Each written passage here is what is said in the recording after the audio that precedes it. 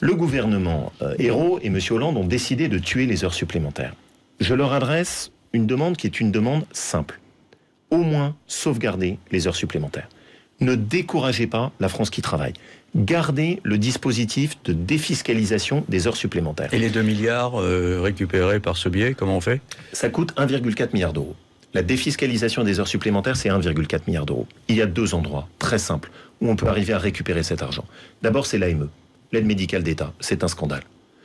L'aide médicale d'État permet aujourd'hui à des étrangers qui rentrent irrégulièrement en France de bénéficier d'un accès au système de protection sociale qui est plus avantageux encore que des étrangers qui séjournent régulièrement en France ou que des Français qui travaillent en France. C'est pas possible. Il y a un moment où c'est là encore la tête à l'envers en termes de système et de justice sociale. Et puis le deuxième, c'est la CMU. Que la CMU permette un accès à la santé dans lequel il n'y a aucune responsabilisation, où il n'y a même pas un petit forfait. Ça n'est pas possible, il n'y a plus un système au monde où on fait ça. Et donc il suffirait de mettre un tout petit forfait, modique, parce qu'on s'adresse à des gens qui ont très peu de ressources. Combien ? Mais qu'on mette 50 centimes, 1 euro de forfait sur un acte médical.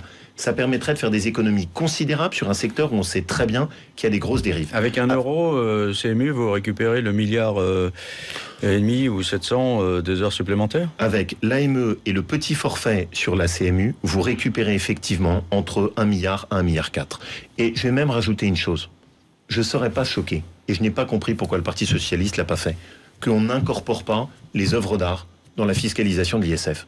Personnellement, je n'ai même pas compris qu'ils ne fassent pas ça. Alors, je sais bien que c'est la gauche bobo de Laurent Fabius, mais honnêtement, avec ces 3 paquets de mesures, on arriverait à sauvegarder les heures supplémentaires. C'est pour ça que, étape après étape, c'est vraiment ce pourquoi je plaide.